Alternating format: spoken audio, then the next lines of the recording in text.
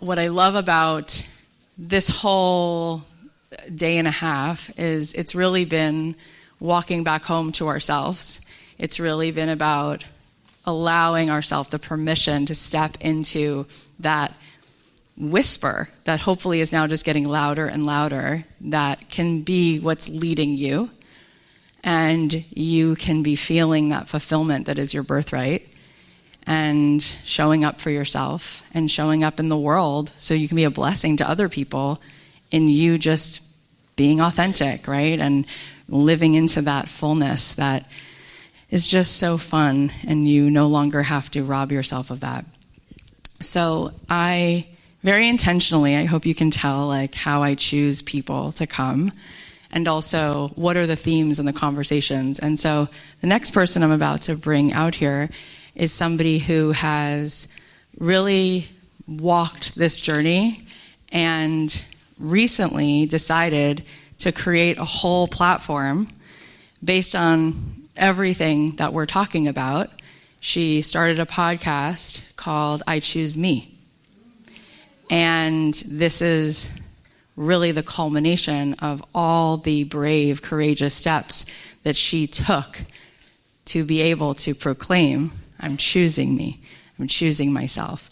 And so I'm really just so in love with her. I just said to her, I go, you're like a heart with feet. She's so lovable because she's so loving, and she is so easy to love because she has such a goodness. And it's why anyone who's ever seen her in anything just falls in love with her instantly. It's the heart, it's the goodness, it's the sweetness. But she's now giving some of that to herself. So please put your hands together for Jennie Garth.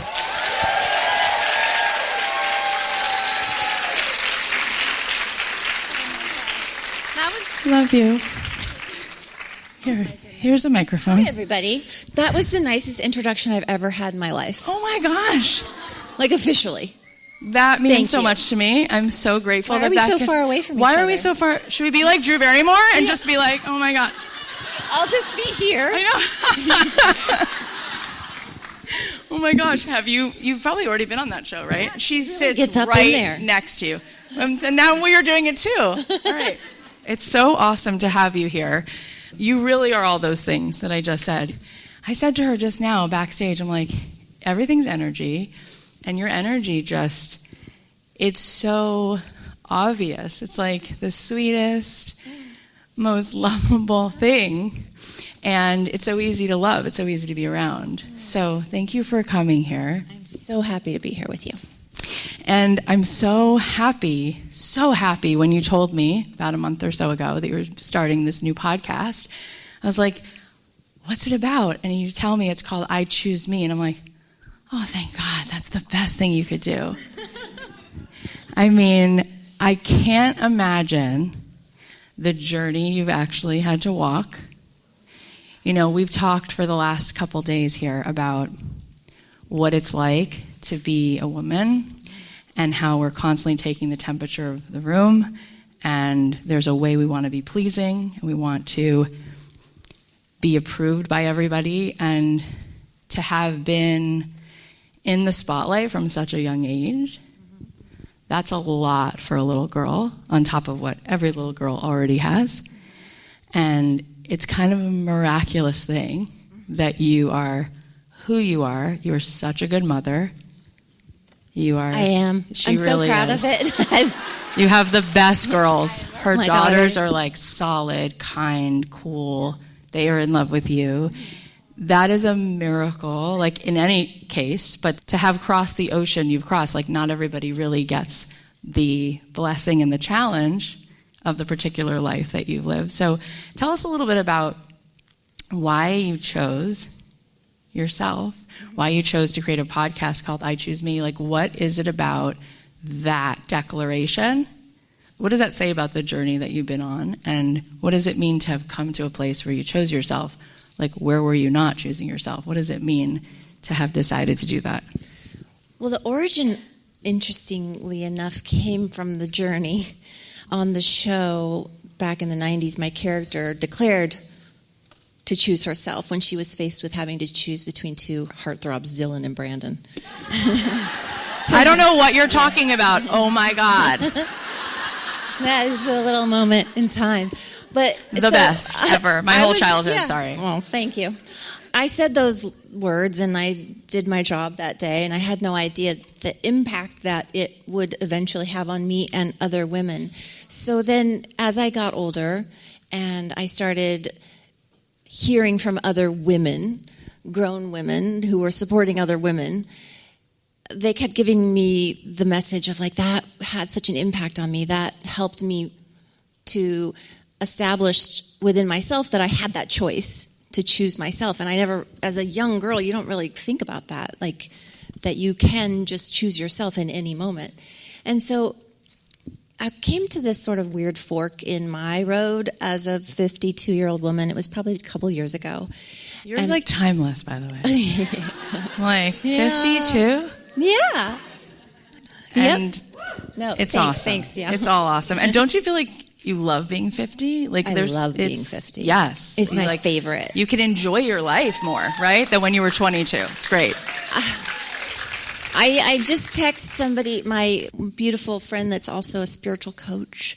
You have to say it like that. I just said, yes. I just said, I feel like for the first time, I can do whatever the fuck I want. Like, yes! And it's okay. I don't care what you think. And if you don't like me, go over there. I don't care. Just go over there. It's so freeing because I spent many, many years worrying and fretting and trying to fit into people's expectations or limitations and never really feeling like I had a voice in anything in my own life. Like I went from being a young girl on a teen show where I was just a pawn in the game that they were playing, the writers, the producers. And then I became a mother at 23 and started raising kids like back to back until now. And all the ups and downs along that journey with divorce and marriage and divorce and all those things. But it was not until just recently where I finally said, I just don't care anymore. I want to speak my truth and, share what I've learned. So back to the I Choose Me of it. Just hearing from women saying that to me made me start to think like, wow, okay, that really did touch some people and move the needle for some people. And that made me feel so good. Like I felt for the first time like, oh, I impacted someone in a really good way other than my kids, And so I decided to embrace my past in order to move forward. Yeah. And for me, that was like just a freeing concept because so oftentimes people want to put their work behind them. Oh, that was, me 10 years ago. I'm nothing like that. But I'm so grateful for those opportunities that I had along my life. And so giving that message, I choose me, just started to be hearing it from the other women and reading it on my Instagram comments and all Facebooky things. I started to realize, oh, this is something I want to put my heart behind. Yeah, and that's so cool that you traced it back to that moment on the show because I didn't remember, although I'm sure I was sitting around the TV with 10 of my friends hanging on every word. There was a time when people were famous that it was larger than life. Like now there's content everywhere. Everyone's an influencer. Everyone had... All the time, my daughters are like, do you know so-and-so? I'm like, never heard of her. She's like, look at her on TikTok. She has 100 million followers. I'm like, how is this a thing, right? When you were growing up, when you were taking the limelight, when you had that moment, we were only watching you. There wasn't anything else going on. There were only like 3 or 4 networks you could watch. There was no streaming. There was no internet. There were no cell phones. Right. So being a celebrity of that level, being old. It's great. Like, yeah, remember that? Being famous in that time was like a totally different level of being famous. Yeah. Everybody knew who you were. Everybody was completely and totally obsessed. And for you, growing up, becoming a woman, and being that well-known, you're also just growing up. So what was that like for you? Because I know what it felt like for me to grow up and be 16 and awkward and be 19 and whatever I was, but to have to do that in front of the entire world, what was that like? What was that like for you? That was a lot of therapy. I mean, like I said, yeah, just really growing up in the position of feeling like I was just there to be something for someone, or look a certain way, or wear a certain outfit, or say a certain line. Like, I never really knew my worth, even though I grew up with really incredible parents who always taught me there's nothing I can't do. They're both educators, very smart, and I was raised to have self-confidence and know my worth. But then I went into that environment, and it slowly just got chipped at and chipped at and chipped at until I literally didn't know who I was, or quite honestly, like when to go to the bathroom. Like, I was just led around all the time like a show pony. And then at the end of 10 years of being that show pony, they just were like, all right, see ya. And I had to go out in life and figure it out. And at that point, I already had a child. She was a couple, maybe 3 years old. And then I had another one. And so my life really just kept being for someone else, whether it was for my kids, my bosses, my husband. I never got the chance to really find my own voice. And now that my daughters are grown and so insightful in their own ways, and they teach me so many great lessons. They hold up that mirror way too often and show me, what's really happening. But it's not until they got older and started to be able to look at me with a certain respect that I was like, hey, I've deserved my daughter's respect. That's the only person's respect that I really value. And if they're looking at me with respect, then I should be looking at myself with that same respect. And so it was through them holding up that mirror, I think, that I was able to be like, look at all these years I haven't lived for myself. Yeah, it's really powerful. It's a completely different way. It's kind of like when you go watch Wicked and you see it through the witch's perspective, right? And you're like, I always saw it through Dorothy's perspective. Like, we were sitting at home watching you live your life thinking, she has the best life. She's making out with the two cutest men. Who would you have chosen, though, if you had to say the line? Okay, don't tell us again. No. Should we take a vote? Because I know what mine is. Wait, who would you choose? Obviously Luke Perry. There's no question. There are questions. Everyone says that, but I feel like if you had to be in a relationship with Dylan, you might think differently. Okay. Let's analyze it. No, I'm just kidding. Oh my God. They were both really good kissers. I mean, at the end of the day, that is worth everything. No, I'm just kidding. You just don't have to act. It's just, But to think honestly about what it really costs, what it really looks like when you just said, like, I didn't know how to go to, do I need to go to the bathroom? Because you're constantly being told, go here, sit here, do this. And yeah, I can't even imagine. No one wants to feel like their life is not theirs, like their choices are not theirs. No one wants to feel that way. And then to be sort of just dropped at the end of it is so bizarre. What other scenarios in anyone's journeys are like that? Usually after 10 years of doing anything, you've built something that just goes to the next stage and the next stage. But that is such a surreal. So it's weird what that teaches you about love and trust, because these people who you come to give everything to, when the business transaction is done, it's done. Mm-hmm. And that's a horribly empty feeling for you. Mm-hmm. And I'm sure that has been a lot to process. And what was the lesson in that for you? What was the medicine to that experience? It wasn't just, that 10 years, even just in other jobs in the industry. You go onto sets for 3 weeks, 4 weeks to do a movie, and you become really close with your castmates and your crew, and then it's over. And everyone says, oh, I love you so much, and we'll stay in touch. It never happens. It rarely happens. And then I was married to an actor. And He's a wonderful dad.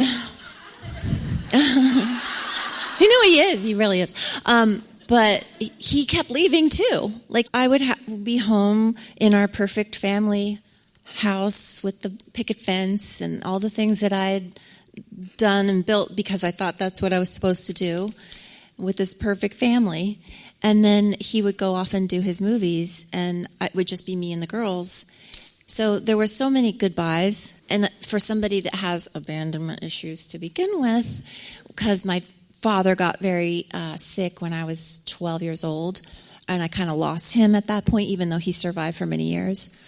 So that saying goodbye over and over and over again started to become sort of like really ingrained in this is what happens in life. You just keep saying goodbye to people. And then when I had the girls and I realized, I don't have to say goodbye to them ever. Like, we're always together, even when we're not together. But I think that just, while it had some negative effects, it also gave me a sense of, like, who I am and always being able to return to that girl that was raised in the Midwest by those two people with that strong family backbone. It made me be able to rely on her a lot through that, because I'm the one that got me through all of that. I had support. I had my best friend, is thank God a therapist, and I highly recommend that, by the way. Get a best friend that's a therapist. Write that down. Good takeaway. And I'm a very loyal person, so I've had the same manager. My manager discovered me when I was 15, 16. How'd that happen? Oh, boy. I was a dance teacher at the corner dance place in Arizona, and someone had asked me to go be in this dance competition scholarship pageant, and he was one of the stand-in judges, and he came up to me and said, "Hey, have you ever thought about acting?" I said, "No." And then he said, "Well, here's my card. Give me a call if you ever change your mind." And for some reason, my mom and I called him a few years later, moved to LA, and he's still my manager. And you told, which is gorgeous, and it says so much about you, that you are super loyal, that you'd have the same person in your life, and how beautiful that with all those goodbyes, the person who first saw you is still right by your side. I heard you tell this story with him on Instagram recently, that you were celebrating like the anniversary of being together, about like the two scripts between, it was either 90210 or something else. Tell them that story. That was really interesting.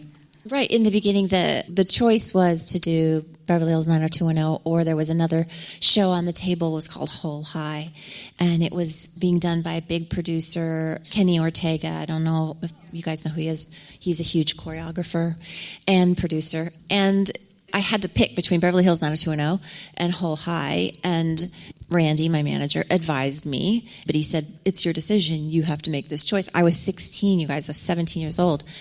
And I just went with my gut and chose Beverly Hills 90210, even though on paper it didn't seem like the smartest choice. It just felt right. And that was that. What made it feel like the choice? Instinct. I mean, honestly, I can only count as instinct. It's interesting because now this podcast, I Choose Me, no matter how much is being thrown at you, this is now a theme where, like, you do know how to make the choice based on what you know. Yeah. Because that's really insane to think back, right? When they don't know which show is going to go the distance. And you're 16 and you have to make a prediction and you really can't. So you just go with your gut, which is all you have. Mm-hmm. And you happen to choose what became the most successful show of its kind ever in history. It's like, okay, not a bad instinct, you know. Lucky. Good job. Yeah. What's interesting, and I said this before, and I mean this, because I can't say anything I mean. I just don't know how to do that. But she's the sweetest, like, you are so easy to love. It's like, she is, because she is still. It doesn't matter what you've done, or you're this girl from the Midwest. That's just what you are. And so what's so frustrating hearing that story is, like, you were having one experience and like I was just at home being like, I love you so much. I hope that I can give you a hug. Like you're just so everybody was in love with you for all the right reasons. You know what I mean? Like girls were at home in our homes, like feeling like you were the person we wish that we could be best friends with, you know? So I hope that you feel that. I don't know. Like, do you receive that? Can you tell that that's true? I'm rewatching the show from the beginning and doing a podcast about it. We've been doing that for 5 seasons now, so we're halfway through the run of the whole show. And I had never watched the show, ever. Like, I would only read my parts in the script and then shoot my parts, and then I'd go home. And I never knew what anybody else on the show was doing, so I had no idea what the show was about. You're like, how did the storyline jump to this? This is crazy. He crashed his car. What happened? Who'd she choose? I don't even know. But now, going back and watching it, I'm a super fan. Like, I really... It's pretty good, love right? These characters. Like, I'm so invested. I do want to be Kelly's friend. Like, I really do like her. I want to, you know... It's 2024. She's like, all right. This show's got something. I think it's going to go somewhere. I think it's going to go somewhere. What was it like for you when you did that reboot? Did you enjoy that? That reboot. That said everything. It's like a long pause. VH90210. That was a crazy idea. Somehow came to fruition. And my partner, Tori, and I created and produced that idea and that concept. Somehow sold that idea to Fox. And they said, sure, we would love to do this if you can get 4 more cast members. And so then we were like, oh, how are we going to get this done? Because we didn't think anybody would do it with us. And it was a real hard sell to like get people to wrap their minds around doing a meta version instead of just going back and playing the characters. So that was a big chapter, a lot of learning, a lot of growth, you know, and just standing on my own intuition and belief in myself, even in the face of no one really believing that or supporting that. Just I knew that we could make a good show if we could get everybody on board to see it the same way. And we ultimately did. And it had its great parts about being back together. And the thing about being back with people that you spent 10 years with in a soundstage in Van Nuys, I always say we were trapped there. We kind of were. But you sometimes kind of go back to the exact same dynamics that you had when you were in your teens, early 20s. And so that's kind of the way the cast is whenever we're all together, which happens a couple times a year now. We just treat each other the same way we always treated each other. Which is awesome. There's something beautiful in that. Yeah. And it's fascinating when you're like, and they said, sure, we could make it. I'm like, obviously they're going to say sure because we're all in love with those people and those characters. Like, it's very hard these days for a television show to break through because there's so much to watch. But there was a way in which things were then where like we are all in love with, we grew up together. So it's like nothing can replace that now. No, and that's what I feel when I do go and do signings or meet people, even on the street or in a restaurant or whatever. I feel such a strong connection with the women like you that grew up with me. Yeah. And I honestly, it's weird, but I feel like they're my friends. Like they think that I am their friend for sure. Like we went to high school together. But now I really do feel that like beautiful camaraderie and that feeling of like support. And then when they come to me and ask me questions or want my support, I'm so happy to give it to them because they've given me so much, you know. Oh, so that's why that's so gracious. That's like why I wanted to do the podcast, honestly, was it stemmed from hearing from women who had a response to that I choose me statement. And then for me thinking, how can I give more of this to these people that want it? And that's where it came from. And that's why I did it. I'm so touched by that. I think that's so beautiful. When you think about what that means, I choose me, what do you want for her, the girl who's listening to the show, the woman who's listening? What does a life look like that's a life where you choose yourself?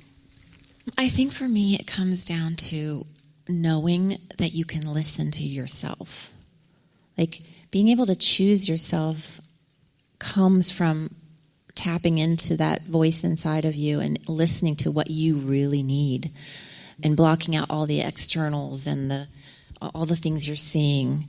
But that coming back to that voice inside and having the wherewithal to listen to it and to respect it, for me, that's kind of the core of choosing yourself. I mean, it's the ultimate form of self-care when you think about it. And there is that whole aspect of it that's like the me part of it. And people might misconstrue that as like extra or so self-serving. But it's just the opposite. You know, they always say that when you go on the airplane, you have to put your oxygen mask on yourself first before helping others. It's so true. You have to, and this used to piss me off when I was going through troubling times like divorce or heartache or death or all the things that we all experience. When people would say, you have to love yourself first before you can love anyone else. I couldn't wrap my head around that for the longest time until I was well into my 40s. That's why having a podcast like this is so important, because the last 2 days, that's all we've been talking about, right? We outsource our happiness and our wholeness and then wonder why no goal, no achievement seems to fill it because we haven't yet done that work. Terry Cole, who's actually out here before, she and her good friend Mark Groves, I heard them say, and I repeat it a lot, that people have a choice all day long to choose authenticity or belonging. And 99% of the time they just choose belonging, which means they don't belong to anyone because they abandoned themselves in order to belong. So now the person they think they belong to, it didn't choose them either. That's not them. And so you think about, like, how many times have you sat at the Thanksgiving table and not said what's true for you so that you could belong? Or how many times have you ran into someone and said yes when you meant no so that you could belong? And how many things are you doing right now in your life that you would do differently if you chose authenticity over belonging? And it's just very powerful to think about that. And I think that's exactly what you're saying. So what are some of the things that you had to listen to yourself about and choose to be authentic versus something that somebody else wanted? Every day. I mean, it's a constant sort of battle because this voice inside my head is very loud about pleasing people, wanting people to like me, and fitting into all those old stereotypes that I put myself, at the risk of. First of all, raise your hand if you have a voice in your head that's loud like that. Who's not holding their hand up? I want to meet that person. You. This is why you're doing that kind of podcast, because everyone is literally entrenched with that voice. You've had to listen to that voice. You've had to, by choosing different roads, divorce, marriage, what ultimately did you get so clear about that you were like, okay, I am so sick of abandoning myself. I'm going to start doing this and thinking this. And what practice do you have to keep coming back when you drift? So what are some of those things that you've done that you've been able to choose yourself? Some of the big ones along the way. I had to learn a lot. I had to go to, a lot of different kinds of therapy and modalities, and met with spiritual healers in Bali. I've done any work I can do on myself, I will do. I love the work. And when I'm in a trench, though, and in the darkest places, I don't. My daughter, I remember my third husband left, and my daughter was like, I think you should start journaling, Mom. I literally was like, I lost my shit. I was like, I don't want to fucking journal. I don't want to do that. And then when I did it, I felt better. So never shying away from the work, even when you don't want to do it. There's days when I'm like, I don't want to evolve anymore. It's exhausting. Maxed out evolving. I'm so tired of it. But ultimately, you just get tired of that bullshit story in your head about, I can't do something. I'm not good enough. I'm not enough. I got sick of that, and I just was like, that is not serving me. Let's try something different. So good. Now that you've been on the journey for a little while, and by the way, when you say it in a really cute way, because you have levity about my third husband. But I mean, I'm still married to him, by the way. I know you are. That worked out. Yeah. No, he's for now. He's adorable. I mean, people can laugh, right? Because it's like you're making it cute. But I remember when I met Rob Lowe, I had him on the podcast, and I said to him, listen, I was like, I just need to call this out. Most people, every day of their life, are not tested, right? You have women every day being like, oh my God, you're so hot. You're like, and I said, so I just want to say, your marriage, the fact that it's been as long as it's been, him and Cheryl, I was like, that's amazingly impressive. He's like, thank you for appreciating that. You know what I mean? So when somebody's been married 3 times, who's you, it makes all the sense in the world, because it's there's a constant line of opportunities, and there's a constant line of that. Like, first of all, my dad's been married 3 times, and he has no way the game that you have, right? But what I'm saying is, it's a very confusing thing when you're constantly being given lots of different choices, and you have tons of different opportunities, and you're trying to figure out who the heck you are. I don't know what you're talking about. When I was after my 17-year marriage and all the kids, I ended up and I was like, wait, nobody wanted to go out with me. Nobody wanted to date me. What are you talking about? I am right not now? lying, because it's not what you think it is. Like, I would sequester myself and isolate, and by then, 3 kids. This was one of the points in my life when I realized, oh, I'm on my own here, was when my dad was sick. I had just done Dancing with the Stars, so I was kind of like, this was an exciting, fun point.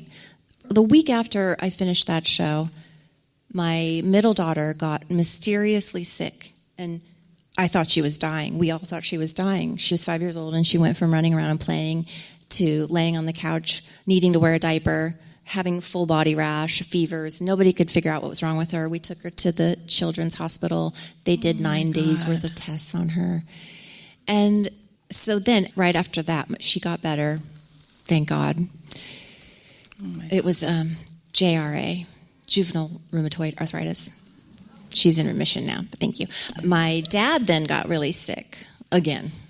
And I remember I had gone to visit him in the hospital, and he said to me, you know, when your parents I don't know, maybe you haven't had to experience this yet, but they start to get a lack of oxygen to their brain, so they start to not make sense or sound like the person that you've always known and loved and trusted, you know. I was very close with my dad. He said to me from his deathbed, basically, you're 40 years old now, you have 3 kids, who's going to want you now? That's how I was when he said it. And it impacted me on such a level that I was like, okay, I'm not going to let that be my story. That is so awful. I don't accept that. Yeah. And so I've purposefully just left that. Again, thank you, but no thank you. That's not going to serve me. Yeah. There's no end to the things that can come out of people's mouths. And really, the only ones that are dangerous are the ones that we co-sign. And I love that you heard that and understood the weight of it and said, nope, not subscribing to that thought. Unsubscribe. And what have you learned? Because you talked about the goodbyes and thinking that there's love, but really it's business. And then, okay, here you are now, though. What have you learned about marriage? Why is this marriage the marriage you're in? Why is this the marriage that has been working? I think I just have a lot more wisdom now. I've done a lot of work on myself. And journaling. So many journals. And I've learned a lot about myself. I've learned how to control my impulses, my reactions. Like, I'm just a better person to be married to now than I ever was, because I was young and I didn't know what I was doing. So now I know my value as a wife, and I also in turn see the value in my husband for accepting him as who he is, instead of like hoping he's going to be something else, or trying to make him something else, or trying to fit into that ideal picture. You know, just really letting him be him. And he's funny. He keeps me young. He keeps me on my toes. And it just brings a levity to my life that I never really had. And so for me, the like core factor of our relationship is that. And sometimes, you guys, it's not there. Like, he has business woes and he has challenges. And if he doesn't feel good, you know how they are. Oh, I got a neck ache. It's the end of the world. Like right now, you guys, you don't want to be in my house. But like, you learn how to love somebody even through the highs and the lows, and you realize when you've had something and then it's taken away from you, you really realize the value. And you ask yourself, is that important to me? And I realized, being in a loving, committed relationship, that I have somebody that is 100% behind me, and also that lets me be me. Like, he doesn't care about my spotlight. He doesn't need it. He doesn't want it. He doesn't even notice it most of the time. And so finding those core values in somebody is what makes me stay in this relationship. Yeah. Because I value them. I'm so grateful for those things. And I love hearing those things, because I think, especially now that we have these things, everyone is like a dopamine addict, and we need to be stimulated, and we need to be really excited, and we need like big moments all the time. We're always looking for like the next most interesting big thing. So that doesn't really work in a marriage, because it's a lot of in-between moments. It's not always like chasing the next high moment. And I can only imagine, because I have it, and I wasn't famous like you, but like I have that feeling of like always wanting the Nora Ephron movie. I'm like, why are we not living in that scene right now? Why is Harry Connick not playing in the background? Like, and it's like, because this is life. I just had this conversation with my 17-year-old last night. Oh my God. She's going through a breakup. It's been awful, because she's so upset with herself, because she knows how valuable she is. Like, she knows her self-worth, and she knows she's awesome, but she can't get past this guy. And it's pissing her off at herself, because she has these ideals. And I said I had them too. I grew up watching Cinderella. Like, my mom told me that I was supposed to be treated like a princess. And I'm supposed to be treated like a queen, but you earn that, I think that we have these misconceptions of what we're supposed to get and how we're supposed to feel, and it never ends up being like that. Yeah. By the way, you look like Cinderella. Oh my God. No, like the original Cinderella from the I think you like I think they like drew her after your face, but that came before you. So, but you look like her. Do you have a little mouse that you talk to? I do. Birds. You're like, all the time. Hello, good morning, birds. Hello. It's so true what you were just saying, and I know that this sounds like a contradiction, but stay with me, you'll get it. We had this really hard week. 2 years ago, my husband's mom passed away, and we're Jewish, so we sit Shiva. Can you say that 10 times? Sit, Shiv. Can't say it fast. So 7 days of Shiva, and I knew she was dying, and so that wasn't something I was looking forward to. No one's looking forward to anything about that. It's all horrendous and awful. And then the week came, and during that week, it was an unbelievable gift, because I knew exactly what my job was just to be there for him. So I didn't have any like chip on my shoulder. I wasn't like, why didn't he do this? I was just like, are you okay? Like, and when the week was over, like, I didn't want it to end. And then I thought to myself, well, why can't I just be this loving and compassionate all the time? So that didn't last much longer, but I tell him that all the time. I'm like, that week, I enjoyed being that way. I was the wife I want to be. And do you ever have that? I do all the time. Okay, thank you so much. I always say to myself, I need to love my husband as like the way I love my kids. Not like a mommy weird thing, but like, I'm sure you would like that, though. Like, I love them so much, and you know what I mean? Like, I'm so affectionate with them. And sometimes I get hung up, and I'm not as giving of my love or my affection or my attention or my time with my husband, because I expect him to give it to me. Yeah. And I want him to give it to me first.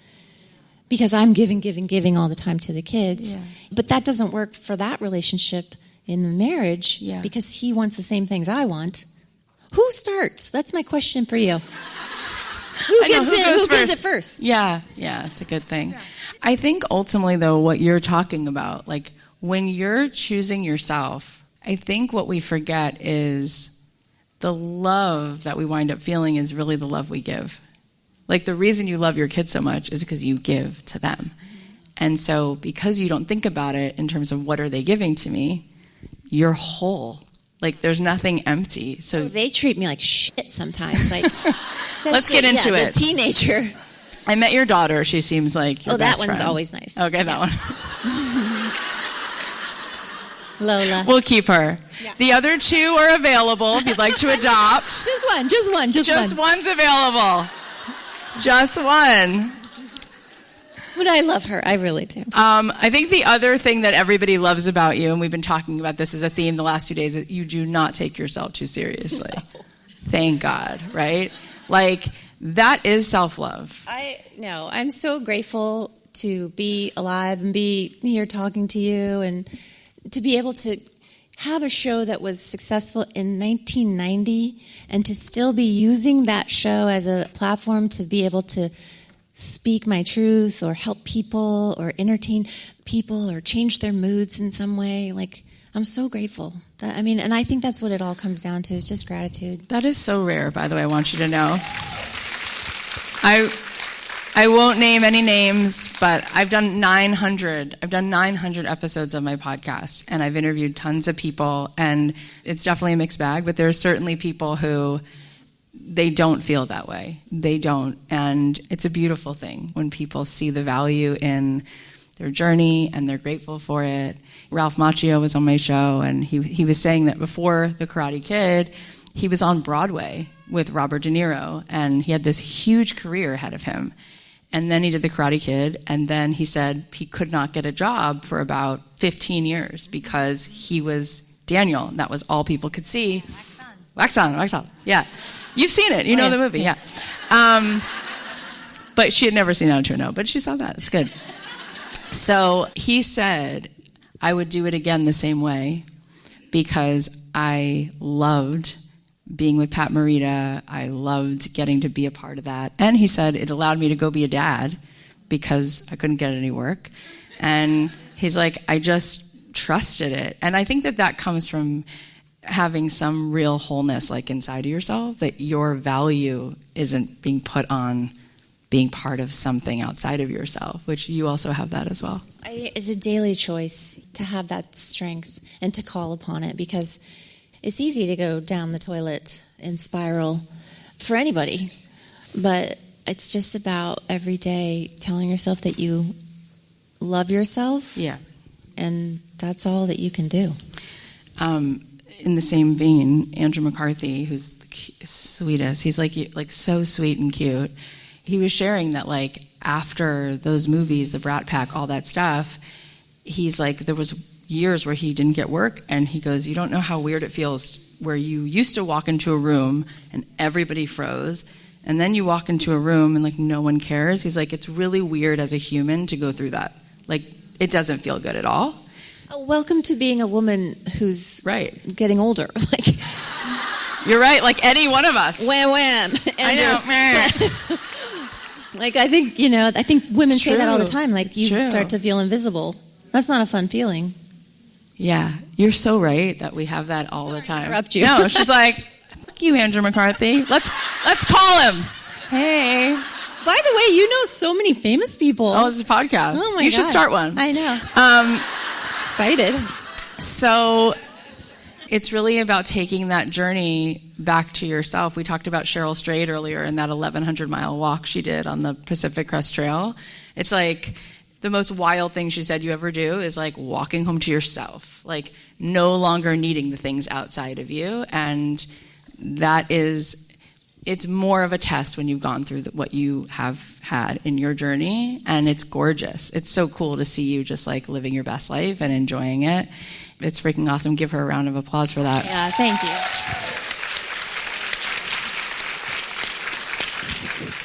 So what are the things people can expect, topics and stuff on this podcast? Like, what are the different ways you want to talk about choosing yourself? Honestly, I'm still figuring it out, you guys, because I know what I want to do with it, and it's about honing it and crafting it and getting it to what I want. But then last night I was thinking, stop worrying about it. Just go on the air and be yourself and relate to people and connect with people, because that's all I want to hear. And then, use the experiences that I've lived through and the wisdoms that I've gained and talk about those and get some new tips and tricks from other people. Like, I love self-help. Oh my God. It's my favorite. I think it's so cool because we've been talking about how what makes a podcast great sometimes is not look at me, but come with me.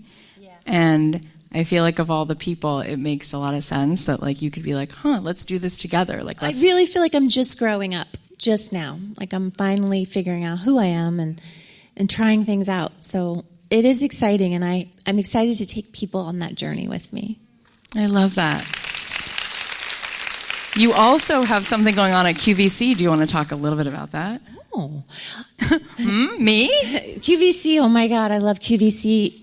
I don't know, people think of it as your grandma's like shopping network, but we're going to change that. I'm a part of this incredible group of diverse and dynamic women.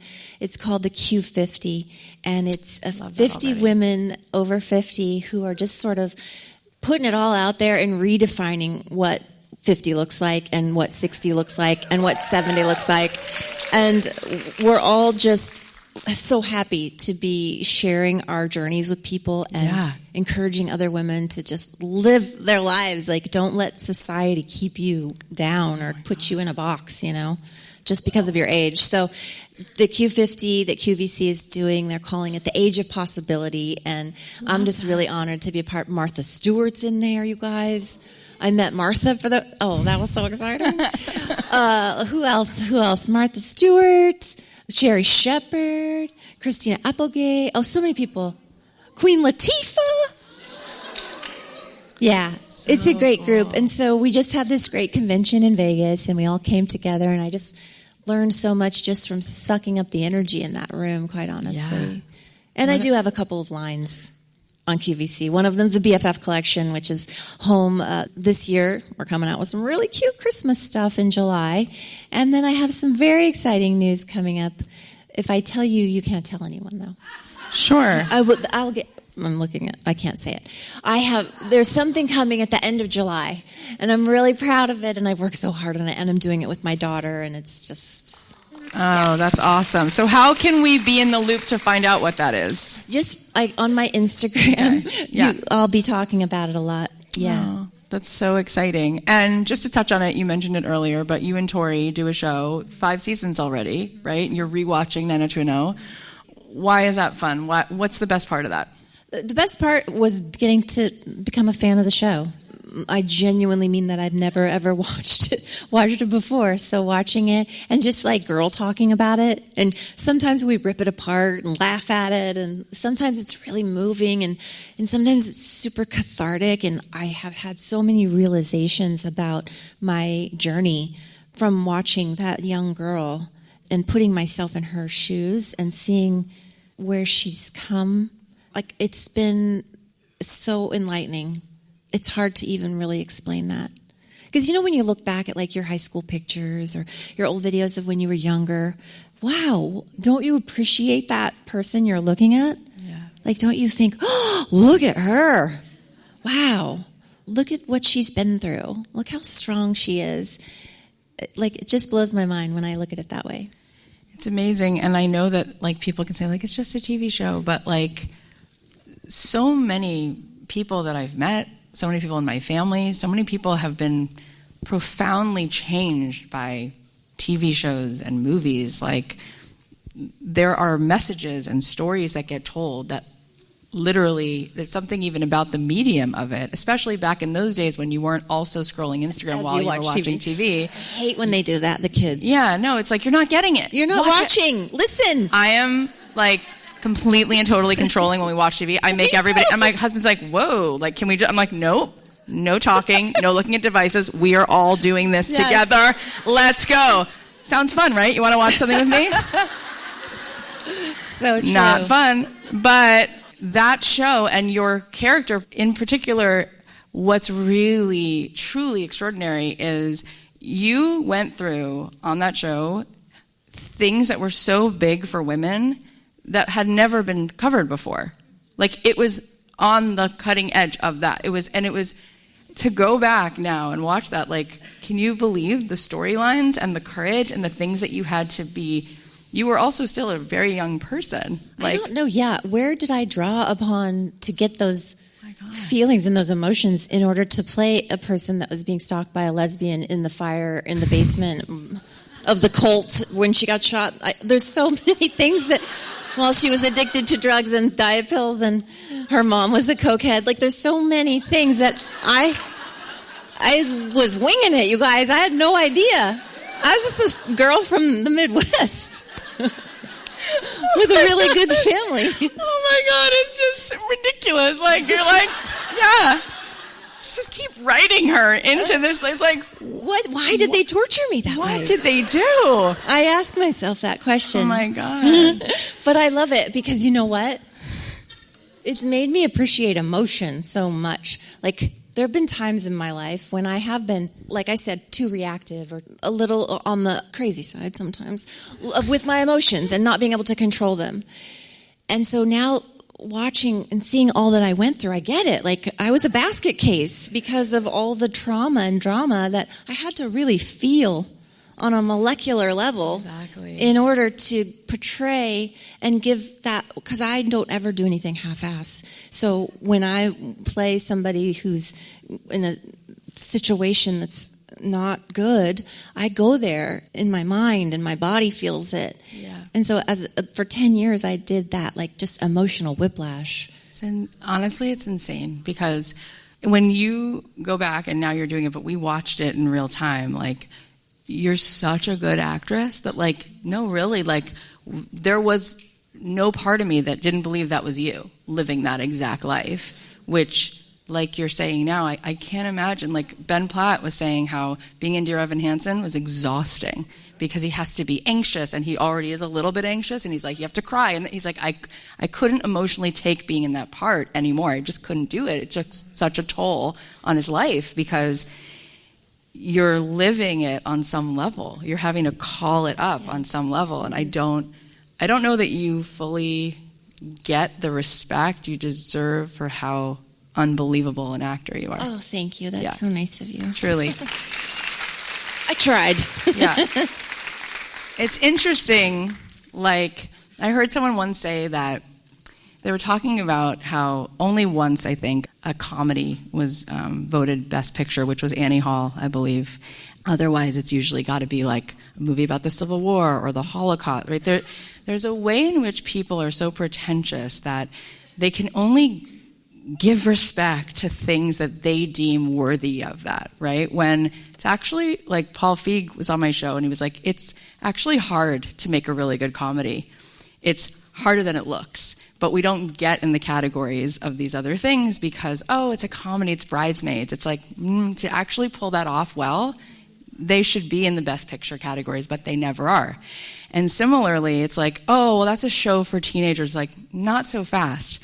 Like, to be able to create a show that goes on for that long, that has the most engaged audience of, like, any show ever, something's happening, and it should be given its due. And then it's honestly bizarre how we all kind of just accept what's considered worthy of it and what isn't, when that doesn't make any sense at all, right? It's so pretentious and so ridiculous. And so, yeah, I'm sure that you now know that and people have shared that with you, but I certainly feel like I can't even name another show that I'm like, oh yeah, like I could sit and watch it every single time. What else is there that you could watch like that for 10 years? Yeah, Friends is awesome. Friends is awesome. But it was there wasn't a drama. Do you know what I mean? It wasn't an hour. It was awesome. There's something about all the different emotions that you guys did over and over and over again. It was just, it deserves. A lot of emotions. I've learned to tell myself, or to say to myself, people say you're so emotional. I am not emotional. I am emotionful. So, like, deal with it. Like, By the way, I love the energy that came through and how you sort of talked about the 50s, like being 50s, being in your 60s. Like, I don't know where people think they're going, but like, there's such age bias that like Dan Buettner, who's a friend of mine, discovered these blue zones, and he's talking about longevity all the time. And he was telling me something I thought was really interesting, which is that if you look at happiness, people are actually happier in their 60s and 70s. And so the best time of your life is later in your life. It is. It's just that we've been conditioned to think there's something about being younger when really, like, it just got started for you. Like, this is like the best decade ever. So that's really, really exciting. When I turned 40 at my 40th birthday party a few years ago, a friend of mine said, "It just begins now." And I said, "That's nice, but like, what do you mean?" And he said, "Well, they wandered in the desert for 40 years before they walked into the promised land, 40 years before they even began it. Like, you just got here. Like, you've been getting ready to now show up for the life that's actually you living your life." And I was like, wow. So, is there anything else that you want us to hear about or know about? Anything that we didn't cover? No. I mean, I could listen to you for hours. Oh my God. So cute. Yeah. Cheryl Hines introduced us. Isn't that, I was asking, we just met not that long ago. Yeah, through Cheryl. And Cheryl Hines invited me to her. Who is like so a lot sweet. like you. Like, yeah, I feel really like nice and she's just the normal. sweetest person. Mm-hmm. Oh my God. Yeah, Cheryl and I became really good friends, and any one of her, Rachel Hare, all of her friends are the cutest people, and I met you through Cheryl. I am so grateful to have met you, that you are who you are. It is the girl who was once in 7th grade version of me cannot believe that this just happened, that it's totally normal and fine. Like, this is surreal. I didn't even have anyone to sit with in the lunchroom when I was watching that, but now we're having a conversation. Just, life is amazing and awesome, and I think if, the theme of this, I keep saying, like, the cost of admission to the really cool table is a big heart. And having the courage to stand and to pursue vulnerability and wholeness, it's like, you are just such an incredible example of that. And I can't wait to be with you on this next journey of like your 50s and 60s. It's like, it's even cooler than anything that's already come. I'm so excited. It's going to be fun. All right. So tell everybody where they can find the show and where they can follow you and all the stuff. It's the I Choose Me podcast. So that's where you can find it, on the Instagrammer. And, my name is my handle. I don't know. What's your name? I'm just Jennie with an I-E, Garth. And if you feel like it, just because it's always fun to do, you could take a picture, you could tag her, put it on Instagram, tell people about I Choose Me. Why not? I think that would be really cool. You are just exquisite, delightful, amazing. Thank you for so much. having me. I love visiting with you guys.